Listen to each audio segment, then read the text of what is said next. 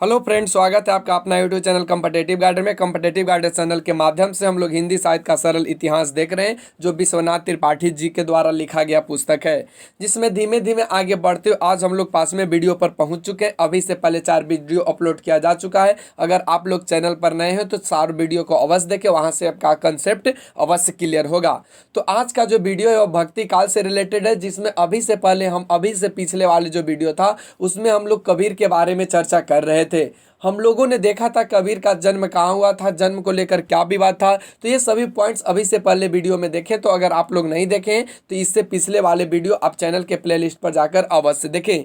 तो चलिए आज का हम लोग वीडियो स्टार्ट करते हैं। आज का वीडियो स्टार्ट करने से पहले आप लोग चैनल को सब्सक्राइब अवश्य कर ले, वीडियो को शेयर कर दे अपने दोस्तों के पास, ताकि उन सभी के पास भी इसी तरह का नोटिफिकेशन पहुँच सके और वे लोग भी एक अच्छे तैयारी कर सकें। तो चलिए आज का वीडियो शुरू करते हैं। तो अभी से पहले हमने यहाँ तक के आपके पॉइंट्स आपको पढ़ा रखा था, यहाँ तक के पॉइंट्स को क्लियर करा रखा था। तो चलिए आज यहाँ से शुरू करते हैं। कबीर अपने अनुभव, पर्यवेक्षण और बुद्धि को निर्णायक मानते हैं, शास्त्र को नहीं। इस दृष्टि से वे यथार्थ बोध के रचनाकार हैं। उनके यहाँ जो व्यंग की तीव्रता और धार है वह भी कथनी करनी के अंतर को देखने की क्षमता के कारण है। अपने देखने का यह अनुभव को न झुठलाने के कारण ही वे परंपरा द्वारा दिए गए समाधान को अस्वीकार करके नए प्रश्न पूछते हैं। चलन चलन सब लोग कहते हैं, न जानो बैकुंठ कहाँ है। तो ये इनके पंक्ति हैं, आप याद रखेंगे। ये इनके पंक्ति हैं कि चलन चलन सब लोग कहते हैं, न जानो बैकुंठ कहाँ है, या न जाने तेरा साहब कैसा है। तो ये इनसे प्रश्न पूछा जाता है। कबीर अपने आप को कहते हैं कि कबीर जो बोलते हैं कि वे अपने बुद्धि को निर्णायक मानते हैं, न कि वे शास्त्र को मानते हैं। शास्त्र कहने का मतलब यहाँ पे वेदों से रिलेटेड होगा, तो ध्यान रखेंगे, ये कबीर जी का कहना था। चलिए आगे की ओर बढ़िए। तो कहता है कबीर बहुत ही गहरी मानवीयता और सहृदयता के कवि हैं। अखड़ता और निर्भयता उनके कवच हैं। ये पॉइंट्स आप ध्यान रखिएगा। ये मानवीयता और सहृदयता के कवि हैं कौन? कबीर जी। और इन अखड़ता और निर्भयता इनके कवच हैं। उनमें मानवीय करुणा, निहिरता, जगत के सौंदर्य से देखिए आगे बढ़िए, अभिभूत होने वाला हृदय विद्वान है। कबीर की एक और विशेषता है काल का तीव्र बोध। वे काल को सर्वग्रासी रूप से चित्रित करते हैं और भक्ति को उस काल से बचने का मार्ग बताते हैं। परंपरा पर संदेह, यथार्थ बोध, व्यंग काल बोध की तीव्रता और गहरी मानवीय करुणा के कारण कबीर आधुनिक भाव बोध के बहुत निकट लगते हैं। किंतु कबीर में अंतर साधनात्मक रहस्य भावना भी है और राम में अनन्य भक्ति तो उनकी मूल भाव भूमि ही है। तो ये बताते हैं कि किस तरह से जो धर्म है, किस तरह से वह भक्ति है, उसको ये चित्रित करते हैं और उनसे काल को बचने की मार्ग ये बताने की कोशिश करते हैं। और साथ में उन पर व्यंग भी करते हैं, यथार्थ बोध भी बताते हैं, और साथ में उनके जो साथ गहरी मानवीय करुणा है उन पर भी आधुनिक भाव विचार करने की ये कोशिश करते हैं। तो चलिए अगले पॉइंट्स की ओर बढ़िए। तो देखिए यहाँ से कहता है कि नाद, बिंदु, कुंडलिनी, षड़ चक्र भेदन आदि का बार बार वर्णन कबीर काव्य का अंतर साधनात्मक रहस्यवादी पक्ष है। कबीर में स्वाभाविक रहस्य भावना बड़े मार्मिक तौर पर व्यक्त की गई है। ऐसे अवसरों पर वे प्राय जिज्ञासु होते हैं। कहो भया अंबर कासो लागा। ये कहते हैं जिज्ञासु होने के बाद कि कहो भया अंबर कासो लागा। ये कहते हैं कि किस तरह से आप जो अंबर देख रहे हो तो वह कैसा लग रहा है। ये स्वाभाविक होने के बाद पूछते हैं, रहस्य को बड़े भावना के साथ व्यक्त करने की कोशिश भी करते हैं, ध्यान रखेंगे। चलिए आगे बढ़िए। तो कहता है कबीर में जीवन के द्वंद्वात्मक पक्ष को समझ लेने की अद्भुत क्षमता थी। इस परस्पर विरोधिता को न समझने पर कबीर का मर्म नहीं खुलता, जिसे जीना कहा जाता है। वह वस्तुतः जीवित रहने और मृत्यु की ओर निरंतर बढ़ते रहने की प्रक्रिया है। फिर भी लोग कुशल पूछते हैं और कुशल बताते हैं। लोग जीने का केवल एक पक्ष देखते हैं, दूसरा नहीं। कबीर इस पर व्यंग करते हैं, हंसते हैं और कुछ करुणा करते हैं। कहते हैं कबीर जी कि लोग ऐसे हैं जो अपने जीवन में जीवित रहने पर जो दुख होता है और मृत्यु होने पर निरंतर बढ़ने की जो प्रक्रिया है उसमें लोग कुशल होते नहीं, लेकिन फिर भी कुशल पूछते हैं, कुशल बताते हैं, हमेशा कहते हैं कि मैं कुशल हूँ और कुशल होने की कगार पे हूँ। तो ये सभी व्यंग करते हुए कबीर जी कुछ लिखते और हंसते और करुणा भी करते हैं। तो आइए देखिए, यह कहते हैं, कुशल कुशल ही पूछते पूछते कुशल रहा न कोय, जरा मुई न भय मुआ कुशल कहाते होय। ये पंक्ति को आप याद रखेंगे, कभी कभी पूछ लिया जाता है तो ध्यान रखिएगा। ये कहते हैं कबीर जी, कुशल कुशल ही पूछते कुशल रहा न कोय, जरा मुई न भय मुआ कुशल कहाते होय। आगे बढ़िए तो कहता है, कबीर विशाल गतिशील बिंब प्रस्तुत करते हुए आकाश और धरती को चक्की के दो पार्ट बताते हैं। ध्यान रखिएगा, ये आकाश और धरती को चक्की के दो पार्ट बताते हैं। देखिए कहता है, चलती चाकी देखकर दिया कबीरा रोए। देखिए, चलती चाकी देखकर दिया कबीरा रोए, दो पाटन के बीच में साबुत बचा न कोय। ये कहते कबीर जी।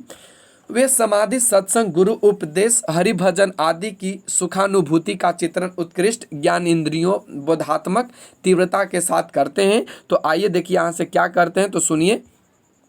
सतगुरु हम सु रिसकर कहाँ एक प्रसंग, बादर बरसा प्रेम का भीज गया सब अंग। इस तरह से एक गुरु उपदेश और हरिभजन के रूप में ये चित्रण करते हैं। कबीर सादृश्य विद्वान प्राय अवर्ण जातियों के व्यवसाय के आधार पर खड़ा करते हैं। जुलाहा, माली, कुम्हार, लोहार, ब्याद, कलवर आदि के व्यवसायों का उपयोग ये प्राय अलंकार योजना में करते हैं। ये पॉइंट्स आप नोट कर लेंगे, ये पॉइंट्स आपको नोट करने हैं, ध्यान रखिएगा। और यह प्राय सभी कवियों में पाया गया है, ध्यान रखिएगा। चलिए, तो अगले जो हम लोग पॉइंट्स देखने वाले हैं, यहाँ से कहता है अब रैदास जी के बारे में। तो आइए देख लेते हैं रैदास जी के बारे में।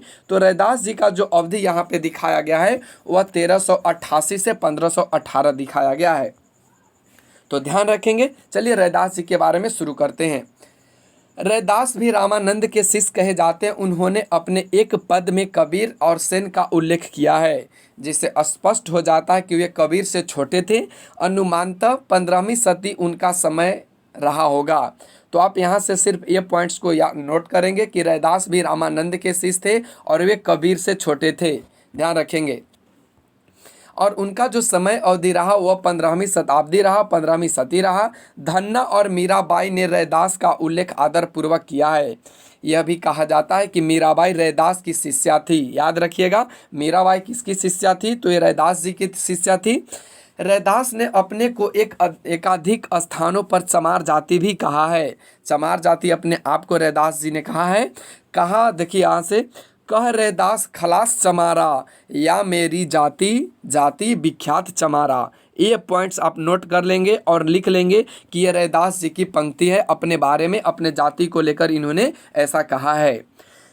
आगे बढ़िए तो कहता है कि रैदास काशी के आसपास के थे। रैदास के पद आदि गुरु ग्रंथ साहब में संकलित है। ये पॉइंट्स भी आई है, आपको नोट करने हैं कि रैदास के जो पद है वह आदि गुरु ग्रंथ साहब में संकलित है और कुछ फुटकल पद संतवानी में है। याद रखिएगा, बहुत बार पूछे जा चुके हैं ये दोनों पॉइंट्स।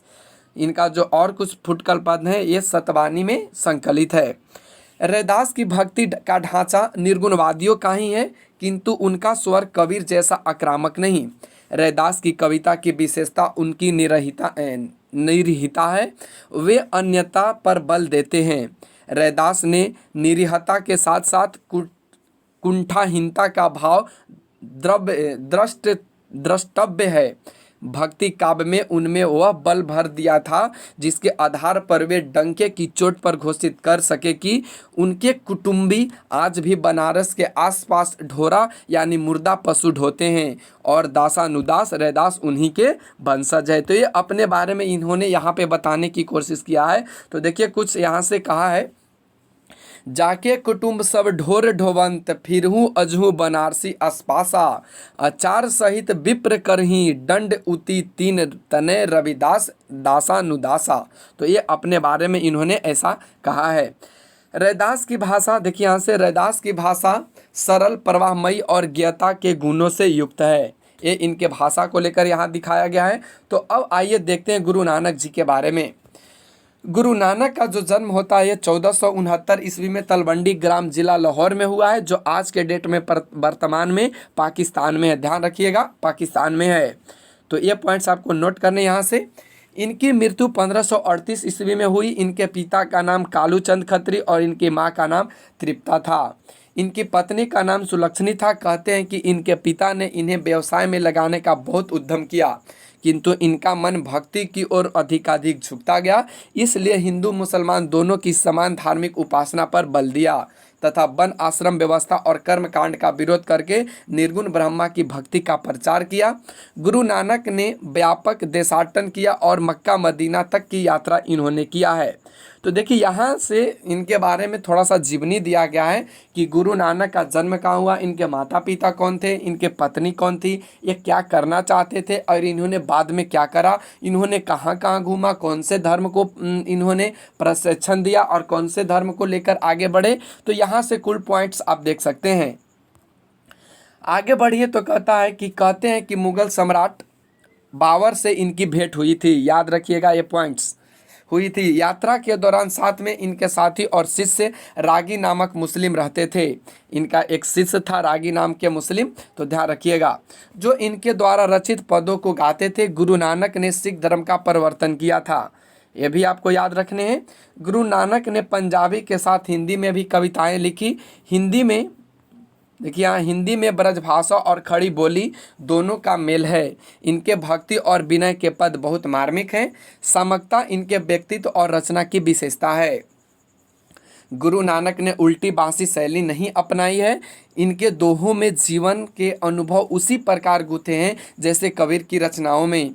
आदि गुरु ग्रंथ साहब के अंतर्गत महला नामक प्रकरण में इनकी वाणी संकलित है। आपको ये पॉइंट्स नोट करने हैं, ये पॉइंट्स आपको नोट करने हैं। उसमें शब्द श्लोक मिलते हैं। गुरु नानक की रचनाएं इस प्रकार है, आप देख सकते हैं, ये बहुत इंपॉर्टेंट है। गुरु नानक जी की रचनाएं, तो आपको ये इसको नोट ही करने हैं। जपू जी इन्हीं की है, आशा दीवार इन्हीं की है, रहीरास और सोहिला इनकी ये प्रमुख रचनाएं हैं। गुरु नानक की ही परंपरा में उनके उत्तराधिकारी गुरु कवि हुए। इनमें गुरु अंगद जन्म 1504, गुरु अमरदास जन्म 1479, देख सकते हैं आपसे। गुरु रामदास, देखिए यहाँ से गुरु रामदास जन्म 1514, गुरु अर्जुन जन्म 1563, गुरु तेग बहादुर जन्म 1622 और 10वें गुरु गोविंद सिंह जन्म इनका 1664 ईस्वी में हुआ। गुरु गोविंद सिंह ने अनेक ग्रंथों की रचना की है। आप देख सकते हैं यहाँ से गुरु गोविंद सिंह अनेक ग्रंथ की रचना की है। अब आइए देख लेते हैं दादू दयाल जी के बारे में। तो दादू दयाल जी का जो यहाँ पे आप देख रहे हो वह 1544 से 1603 ईस्वी इनका समय अवधि रहा है। तो आइए देखते हैं। तो कहता है कि कबीर की भांति दादू के जन्म और उनकी जाति के विषय में विवाद और अनेक किंवदंतियां प्रचलित है। जिस तरह से कबीर की जो जन्म को लेकर विवाद था, ठीक उसी प्रकार से दादू दयाल के भी जीवन में या दादू दयाल के जाति को लेकर विवाद है। कुछ लोग उन्हें गुजराती ब्राह्मण मानते हैं, कुछ लोग मोची या धुनिया, ध्यान रखेंगे, कुछ लोग ब्राह्मण मानते हैं और कुछ लोग मोची या धुनिया मानते हैं। प्रोफेसर चंद्रिका प्रसाद त्रिपाठी और क्षितिज मोहन सेन के अनुसार दादू दयाल मुसलमान थे। ये पॉइंट्स आपको नोट करने हैं। और उनका नाम दाऊद था, और उनका नाम क्या था? दाऊद था। कहते हैं कि दादू बालक के रूप में साबरमती नदी में बहते हुए लोदीराम नामक नागर ब्राह्मण को मिले थे। दादू के गुरु का भी निश्चित रूप से पता नहीं लगता है। कुछ लोग मानते हैं कि वे कबीर के पुत्र कमाल के शिष्य थे। ध्यान रखेंगे, कुछ लोग कहते हैं कि यह जो इनके गुरु थे वे कबीर के पुत्र कमाल के शिष्य थे। पंडित रामचंद्र शुक्ल का विचार है कि उनकी वाणी में कबीर का नाम बहुत जगह आया है और इसमें कोई संदेह नहीं है कि वे उन्हीं के मतानुयायी हैं। ये रामचंद्र शुक्ल जी कहते हैं कि इनका जो रचना है या इनका जो वाणी संकलित है उसमें बहुत बार कबीर की चर्चा आई है और कबीर का जगह बहुत बार आया, इसलिए ऐसा लगता है कि ये जो थे वे कबीर के मतानुयायी थे। वे आमेर, मारवाड़, बीकानेर आदि स्थानों में घूमते हुए जयपुर आए। वहीं के भराने नामक स्थान पर उन्होंने 1603 में शरीर छोड़ा था। याद रखेंगे, इनकी जो मृत्यु हुई थी वह 1603 में भराने नामक स्थान पर हुआ था। वह स्थान दादू पंथियों का केंद्र है और यही जो स्थान है वह दादू पंथियों का केंद्र है। दादू की रचनाओं का संग्रह उनके 2 शिष्यों संत दास और जगन दास ने हरदेवानी नाम से किया है। यह बहुत इंपॉर्टेंट है, बहुत बार पूछा जा चुका है, इसको नोट कर लेंगे। कालांतर में रज्जब ने इसकी संपादन अंगबधू के नाम से किया है। यह भी आपको याद रखना है। कालांतर में रज्जब नाम के एक आदमी, रज्जब नाम के एक व्यक्ति ने इनका संपादन अंगबधू में किया है। दादू की कविता जन सामान्य को ध्यान में रखकर लिखी गई, अत्यंत सरल एवं सहज है। दादू भी कबीर के समान अनुभव को ही प्रमाण मानते थे। दादू की रचनाओं में भगवान के प्रति प्रेम और व्याकुलता के भाव हैं। कबीर की भांति उन्होंने भी निर्गुण निराकार भगवान को व्यक्तित्व भावनाओं का विषय बनाया है। उनकी रचनाओं में इस्लामी साधना के शब्दों का प्रयोग खुलकर हुआ। उनकी भाषा पश्चिमी राजस्थानी से प्रभावित हिंदी है। इसमें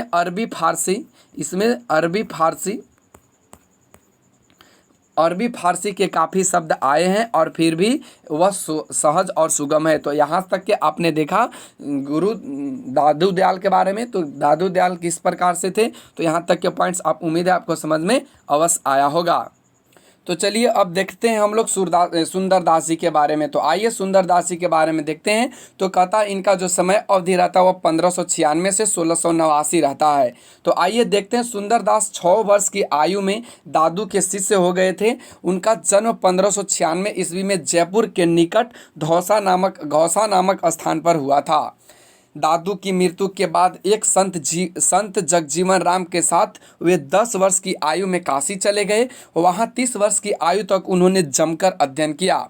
काशी लौटकर वे राजस्थान में शेखावटी के निकट फतेहपुर नामक स्थान पर गए। वे फारसी भी बहुत अच्छी जानते थे। उनका देहांत सांगामेर में 1689 ईस्वी में हुआ था। अब ध्यान रखेंगे ये पॉइंट्स को। तो चलिए अगले पॉइंट्स देखते हैं। निर्गुण संत कवियों में सुंदरदास सर्वाधिक सशस्त्र और सुसज्जित थे। ध्यान रखेंगे। कहते हैं कि वे अपने नाम के अनुरूप अत्यंत सुंदर भी थे। सुशिक्षित होने के कारण उनकी कविता कलात्मकता से युक्त और उनकी भाषा परमार्जित है। निर्गुण संतों ने गीयपद और दोहे ही लिखे। सुंदरदास ने कविता और सवैये भी रचे हैं। उनकी काव्य भाषा में अलंकारों का खूब प्रयोग हुआ है। उनका सर्वाधिक प्रसिद्ध जो ग्रंथ है वह सुंदर विलास है। आप इसको नोट कर लेंगे। सुंदर विलास किनकी है, तो ये इनकी है, किनकी, सुंदरदास जी की। काव्य कला में शिक्षित होने के कारण उनकी रचनाएं निर्गुण साहित्य में विशिष्ट स्थान रखती है। निर्गुण साधना और भक्ति के अतिरिक्त उन्होंने सामाजिक व्यवहार, लोक नीति और भिन्न भिन्न क्षेत्रों के आचार व्यवहार पर भी उक्तियां कही है। लोक धर्म और लोक मर्यादा की उन्होंने उपेक्षा नहीं की है। ध्यान रखेंगे। तो आइए अब हम लोग देखने वाले हैं रज्जब जी को। तो आइए, रज्जब का जो समय अवधि रहता है वह 1567 से 1689 है। तो आइए देखते हैं। रज्जब 17वीं सदी दादू के ये भी शिष्य थे, ये भी राजस्थान के थे। इनकी कविता में सुंदरदास की शास्त्रीयता का तो अभाव है, किंतु पंडित हजारी प्रसाद द्विवेदी के अनुसार रज्जब दास निश्चय की दादू के शिष्यों में सबसे अधिक कवित्व लेकर उत्पन्न हुए थे। उनकी कविताएं भावापन्न, साफ और सहज है। भाषा पर राजस्थानी प्रभाव अधिक है और इस्लामी साधना के बाद भी अपेक्षाकृत अधिक है। तो यहाँ से कुल टोटल आप देख रहे हैं कि जो रज्जब जी है उनके बारे में विशेषता दिया गया और हजारी प्रसाद द्विवेदी कहते हैं कि ये रज्जब जी निश्चय ही दादू के शिष्य में सबसे अधिक ऐसे शिष्य हैं जो कवित्व को लेकर उत्पन्न हुए थे। आगे बढ़िए। तो कहता है कि निर्गुण संतों की ज्ञान आश्रयी शाखा के अन्य प्रसिद्ध संत यहाँ से देख सकते हैं। मल्लुकदास जी हैं, जिनका जन्म 1574 है। अक्षर अनन्य जन्म 1653 है। जम्भनाथ 1451, सिंगांजी 1519 और हरिदास निरंजनी 17वीं सदी हैं। कबीर के पुत्र कमाल और शिष्य धर्मदास की गणना इसी परंपरा में होती है। इनमें धर्मदास 16वीं सदी की रचनाओं का संतों में बहुत आदर है। इन्होंने कबीर का शिष्य बनने पर अपनी विशाल संपत्ति लुटा दी। इनकी कविताएं सरल और भावापन्न हैं। तो आइए अब हम लोग देखने वाले हैं प्रेम आश्रयी शाखा या सूफी काव्य धारा को। तो आगे बढ़िए। यहाँ से देखिए, कहता है कि ऐतिहासिक या कल्पित व्यक्तियों के साथ किसी राजकुमारी श्रेष्ठी पुत्री गणिका या अप्सरा की प्रेम कथा की परंपरा प्राचीन है। देखिए यह जो प्रेम आश्रय शाखा, इसमें राजकुमारी की चर्चा है, श्रेष्ठी पुत्री की है, गणिका की है, अप्सरा की है, सभी के प्रेम की कथा इसमें चर्चित है जो प्राचीन की है, जो आज से बहुत समय पहले की बात है। तो आइए देखते हैं। कालिदास ने मेघदूतम में उद्यन कथा कोविद उदयन की कहानी में पटु जनों का उल्लेख किया है। 16वीं सदी के बनारसी दास ने अर्ध कथानक में लिखा है कि वे मधुमालती मिर्गावत पढ़ते थे। ये सूफी नहीं, शुद्ध लौकिक प्रेम काव्य थे। एक ही कहानी को आधार बनाकर मध्यकाल में अनेक रचनाकारों ने काव्य लिखे हैं। अनेक सूफी कवियों ने यह लिख दिया है, आदि अंत जस, देखिए यहाँ से लिख दिया है, आदि अंत जस कथा रही या पुनी हम खोली अर्थ सब कहाँ, ये लिख दिए हैं सूफी कवियों ने। इससे यही स्पष्ट होता है कि ये कथाएं पहले से प्रचलित थी। अनुमानतः जैन मतावलंबी रचनाकारों ने आदि काल में भविष्यत कहा जैसी रचनाएं की है, वे भी लोक प्रचलित कथाओं पर आधारित है। जैसे सूफी कवियों ने उन्हें सूफी ढांचे में बांधा, वैसे जैन मतावलंबी कवियों ने उन्हें जैन धर्म के ढांचे में प्रस्तुत किया होगा। ऐसा ही राम कथा और कृष्ण कथा के साथ भी हुआ है। एक यहाँ से देखिए कुल टोटल यह जो प्रेम आश्रय शाखा है, इसमें यह बताया गया है कि यह जो प्रेम कथा है वह प्रेम शाखा है वह ऐतिहासिक है, जो आज से बहुत समय पहले बीत चुका है। और इसमें राजकुमारी की चर्चा किया गया, गणिकाओं की प्रेम की चर्चा किया गया है, वे लोग किस तरह से प्रेम एक दूसरे से किए। और साथ में ये भी बताया गया है कि यह जो है इसमें प्रेम कथा के रूप में मधुमालती को देख सकते हैं, आप मिर्गावत को देख सकते हैं, भविष्यत काल जैसी आदि काल में रचनाएं जो हुई उनको आप देख सकते हैं, जो जैन मतावलंबी रचनाकारों ने किया। तो यहाँ से कुल टोटल यहाँ प्रेम की बात को बताया गया है और प्रेम को दर्शाया गया है। तो चलिए आगे की ओर बढ़िए। तो देखिए यहाँ से कहता है कि लौकिक प्रेम कथाओं की परंपरा भी सूफी काव्य में समांतर चलती रही है। ईश्वर दास की सत्यवती कथा को इसी परंपरा में माना जाना चाहिए, आप इसको नोट कर लेंगे। कुशल लाभ का ढोला मारू मारू मारू रा दुहा, जिसमें देखिए यहाँ से जिसमें ढोला और मारवाड़ी की प्रेम कथा चित्रित है। तो यहाँ से आप देख सकते हैं ये सभी प्रेम का ही है और प्रेम आश्रय शाखा में इसी कारण इसे रखा गया है। प्रसिद्ध प्रेम आख्यानक है कुशल लाभ का ही दूसरा रचना माधवानल कामकंदला है। माधवानल कामकंदला की प्रेम कथा पर 1547 में आलम ने काव्य की रचना की है। सारंग सदावृष भी एक प्रेम कथा पर अनेक रचनाएं मिलती है।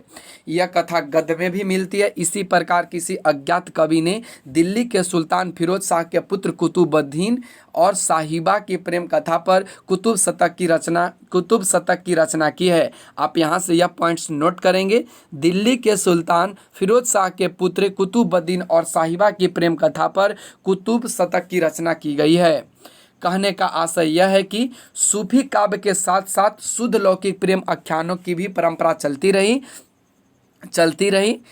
सूफी कवियों ने इसी आख्यान परंपरा का उपयोग किया और उसे सूफी सिद्धांतों के ढांचे में इस सफाई से गढ़ा कि कथा प्रतीकात्मक हो गई।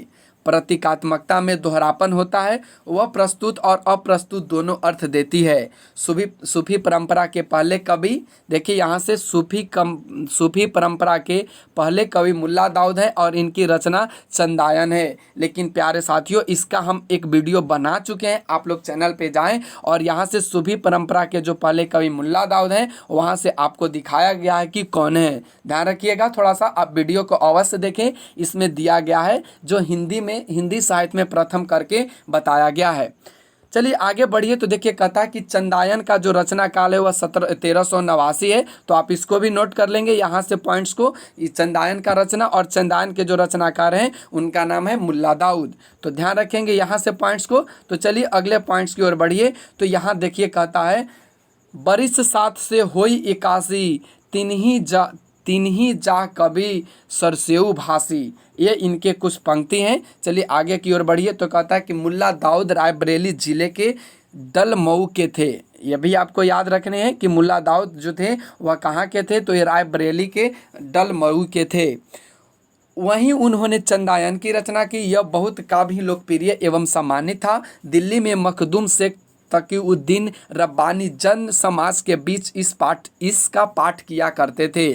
चंदायन पूर्व भारत में प्रचलित लोरिक उनकी पत्नी मैना और उनकी विवाहिता प्रेमिका चंदा की प्रेम कथा पर आधारित है। आप इसको नोट कर लेंगे कि यह क्या है चंदायन। तो यहाँ से यहाँ तक के पॉइंट्स आपको नोट करने हैं।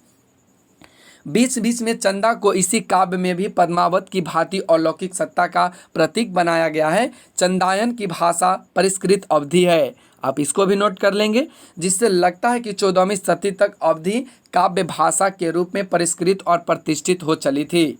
अब आइए हम लोग देखते हैं कुतुबन जी के बारे में, जो 1567 से 1689 के बीच इनका समय अवधि रहता है। तो आइए देखते हैं।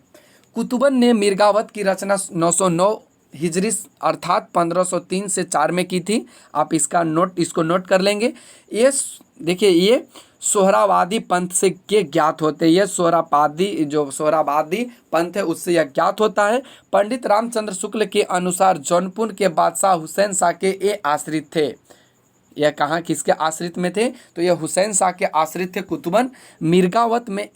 मिर्गावत में नायक मिर्गी रूप नायिका पर मोहित हो जाता है और उसी खोज में निकल पड़ता है और अंत में शिकार खेलते समय सिंह के द्वारा मारा जाता है। यह रचना अनेक कथानक रूढ़ियों से युक्त है और इसकी जो भाषा है वह परवाहमयी है। तो आपने देखा यहाँ से कुतुबन के बारे में शॉर्ट में। तो चलिए अगले पॉइंट्स बढ़ते हैं। अगला जो पॉइंट्स हम लोग देखने वाले हैं वह मलिक मोहम्मद जैसी हैं, जिनका समय अवधि 1492 से 1542 लिया जाता है। तो आइए देख लेते हैं।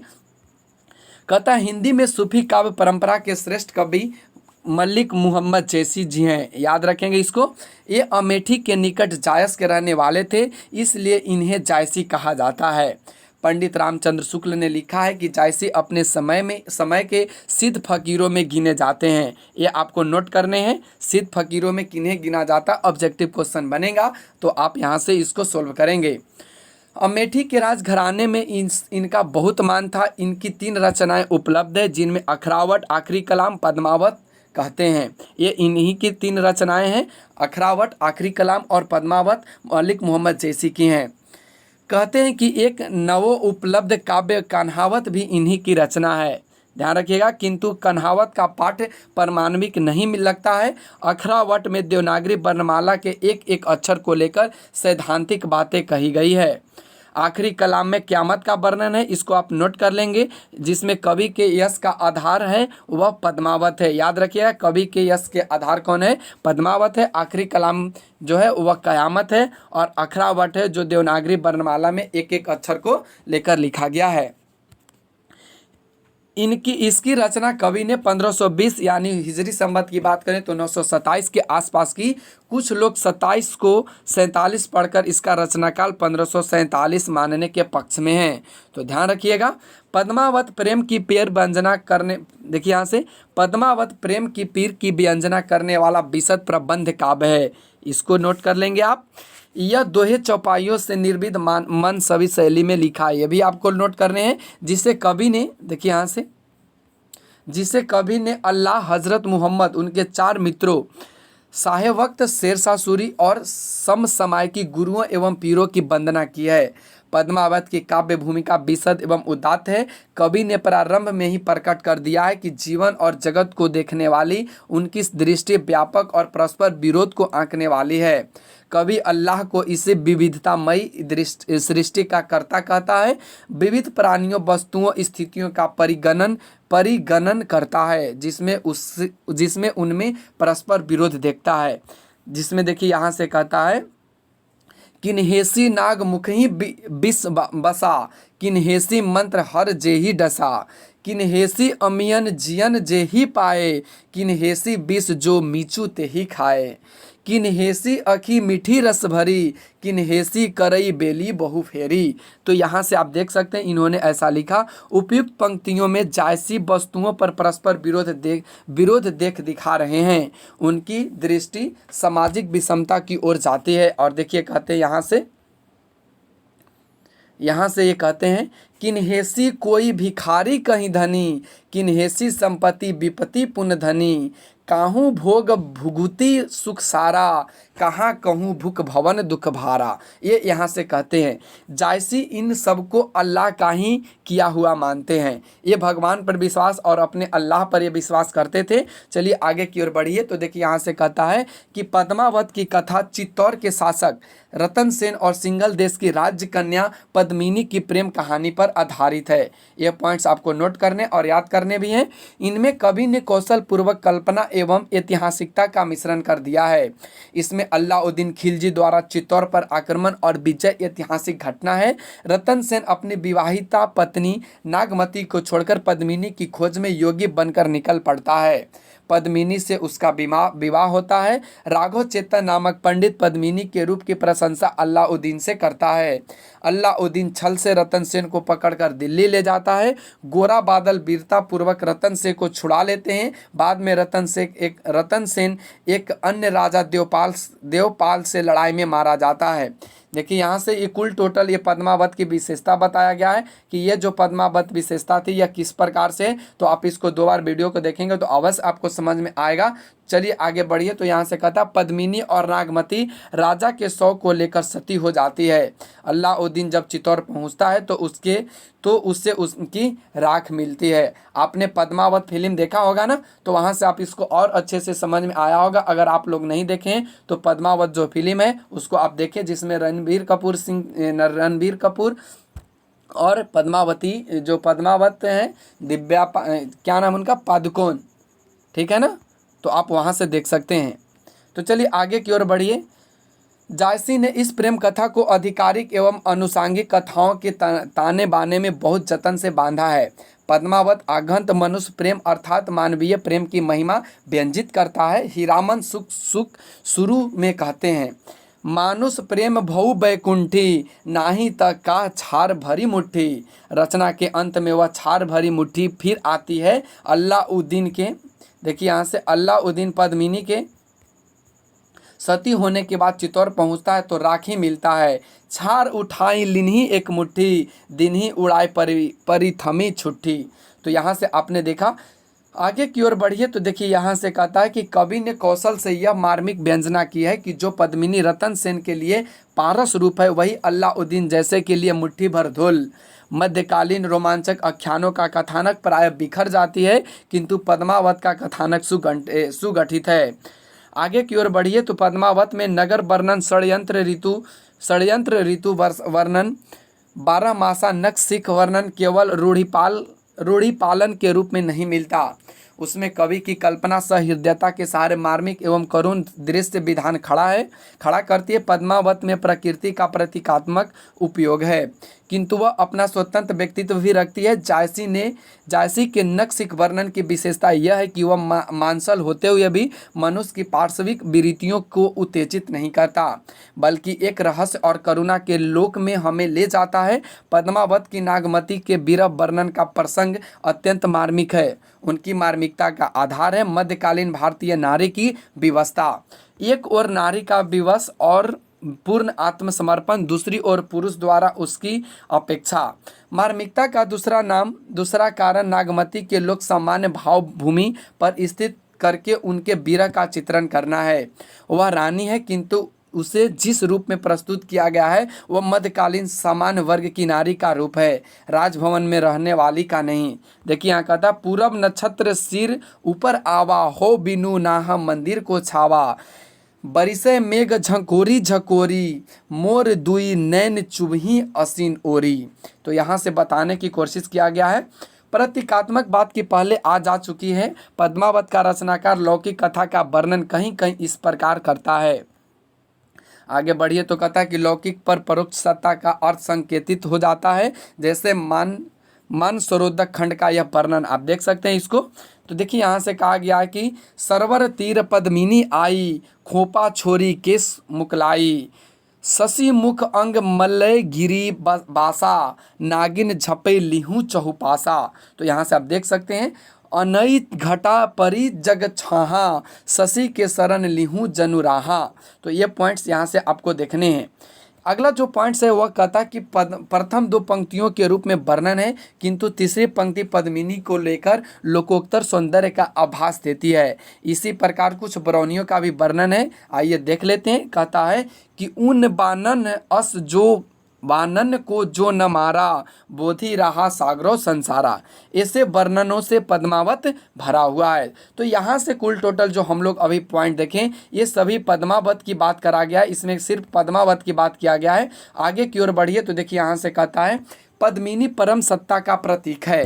पद्मिनी जो है वह परम सत्ता का प्रतीक है, इसको नोट करना है। रतन सेन साधक तथा राघव सेन शैतान का है। यहाँ से देख सकते हैं राघव रतन सेन साधक है और राघव चेतन जो है वह राघव सेन जो है वह शैतान का। कथा लौकिक धरातल पर चलने के साथ साथ लोकोत्तर अर्थ की भूमिका पर भी चलती है, इसीलिए पद्मावत की प्रतीकात्मक काव्य कहा जाता है। आप याद रखेंगे जो पद्मावत है उसको प्रतीकात्मक काव्य कहा जाता है, किंतु यह प्रतीकात्मक सर्वत्र नहीं है और इससे लौकिक कथा रस में व्याघ्रात नहीं पड़ता। पद्मावत में हठ योग, कुंडलिनी योग एवं रसायन साधना का पर्याप्त प्रभाव है। वैष्णव निर्हत्ता और अहिंसा का भी संदेश है। हिंदू पौराणिक पात्रों का उल्लेख कहीं कहीं संस्कारी मानसिकता के अनुकूल नहीं है। इस्लाम के एक संप्रदाय की सूफी साधना तो उनकी रचना की प्रेरणा ही है। इस प्रकार पद्मावत मध्य देश के अनेक धार्मिक साधनाओं का रूप प्रस्तुत करता है। तो यहाँ से कुल टोटल पद्मावत की विशेषता को दिखाया गया है। पद्मावत विशुद्ध अवधी भाषा अवधि में रचित काव्य है, इसको आप नोट कर लेंगे। इसमें रामचरितमानस के भांति अनेक क्षेत्रों की भाषाओं का मेल नहीं है, इसलिए विशुद्धि अवधि का जो सहज और चलता रूप पद्मावत में मिलता है, मानस में नहीं। इसमें तत्सम शब्दों का इस्तेमाल बहुत ही कम या नहीं के बराबर हुआ। जायसी का प्रिय अलंकार हेतु उत्प्रेक्षा है, आप इसको नोट कर लेंगे, बहुत इंपॉर्टेंट। जो जायसी का प्रिय अलंकार है वह कौन है? हेतु उत्प्रेक्षा है। तो आइए देखते हैं।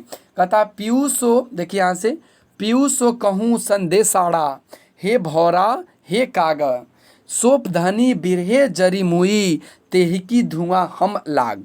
ये इनकी है।